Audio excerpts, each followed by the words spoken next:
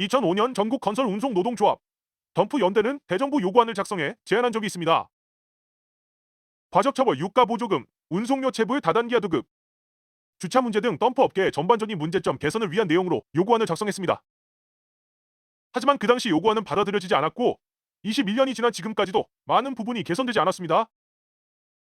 이번 영상에서는 2005년 전국 건설 운동노동조합 덤프 연대의 대정부 요구안을 바탕으로 무엇이 바뀌었고 무엇이 바뀌지 않았는지, 그리고 21년이나 된 이 요구안이 왜 아직도 중요한지에 대해 알아보겠습니다.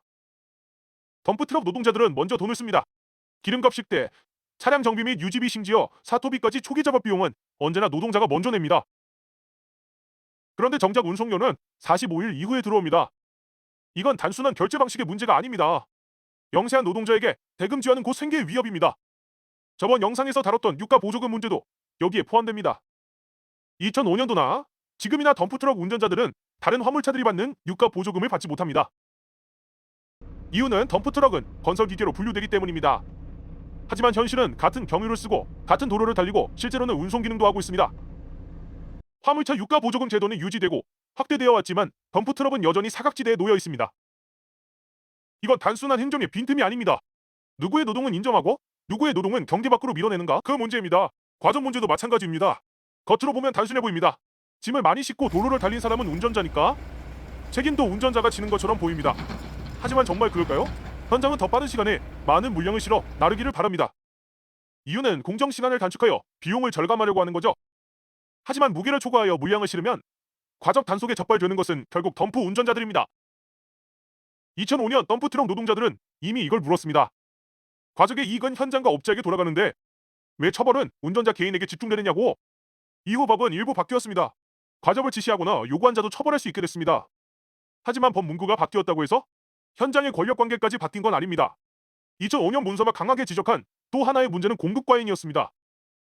장비는 많아졌고 일감은 줄었고 그 부담은 개인 노동자에게 그대로 떨어졌습니다.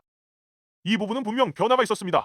덤프트럭은 수급 조달 대상이 됐고 정부는 신규 등록을 제한하는 방식으로 공급을 관리해왔습니다. 이건 분명한 정책 변화입니다. 2005년의 요구가 실제 제도 변화로 이어진 드문 사례이기도 합니다. 하지만 여기서 착각하면 안 됩니다. 차량 수를 조절하는 것과 노동자의 삶을 지키는 것은 같은 말이 아닙니다. 공급을 조절한다고 해서 저단가가 사라지는 것도 아니고 체불이 없어지는 것도 아니고 유류비 부담이 해결되는 것도 아닙니다. 그래서 수급 조절은 문제를 해결한 완성형 답안이 아니라 겨우 시작된 최소한의 대응에 가깝습니다. 그 다음은 건설업계의 다단계 하도급 문제입니다. 운송대금은 분명 존재합니다. 현장에서는 분명 돈이 책정됩니다. 그런데 그 돈이 중간 단계를 몇 번 거치는 동안 노동자 손에 들어오는 몫은 점점 줄어듭니다. 일은 한 사람이 몸으로 해냅니다. 하지만 돈은 여러 단계를 걸쳐 사라집니다. 2005년 덤프트럭 노동자들이 분노한 이유가 바로 여기에 있습니다. 일한 사람의 몫은 줄고 중간에 선 사람들의 몫은 남는 구조. 그리고 2026년에도 이 구조가 완전히 사라졌다고 말할 수는 없습니다. 불법 하도급, 재하도급, 페이퍼 컴퍼니 구조 철폐와 직접 지급제 확대 요구, 구조 개혁 요구는 지금도 계속 나오고 있습니다. 체불이 왜 반복되는지, 저단가가 왜 고착되는지, 위험은 왜 늘 가장 아래로 떨어지는지 그 뿌리를 따라가면 결국 이 다단계 구조와 맞닿게 됩니다. 다음은 주차 문제입니다. 덤프트럭 노동자에게 차량은 그냥 차가 아닙니다. 생계수단이고 생활을 지탱하는 재산입니다. 그런데 그 차를 세워둘 곳이 없습니다. 주거지 근처에는 대형 차량 주차 공간이 부족하고 단속은 계속되고 벌금은 그대로 노동자에게 돌아옵니다. 일하러 나가기 위해 필요한 차인데 그 차를 세워둘 공간조차 충분히 보장되지 않는 겁니다. 물론 공영차고지와 휴게시설은 늘어났습니다. 정부도 확충 계획을 추진해왔습니다.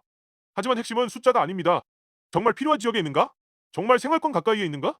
정말 덤프 운전자들이 체감할 수 있는가? 시설수는 늘어도 삶의 거리감은 그대로일 수 있습니다.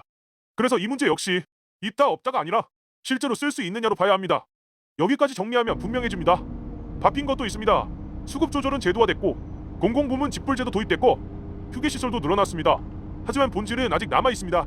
유가 보조금 사각지대, 현장 쪽으로 기울어진 과적 책임 구조, 반복되는 체불 위험, 사라지지 않은 다단계 하도급. 그래서 2005년 문서는 낡은 과거 자료가 아닙니다. 지금을 설명하는 문서입니다.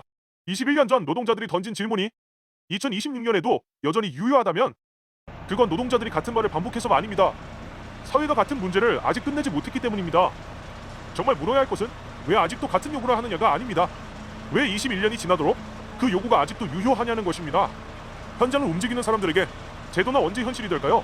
이 질문에 답하지 못한다면 우리는 21년 전 문서를 읽는 게 아니라 오늘의 현실을 다시 읽고 있는 것인지도 모릅니다. 오늘 영상이 의미 있었다면 좋아요와 구독, 알림 설정 부탁드립니다. 감사합니다.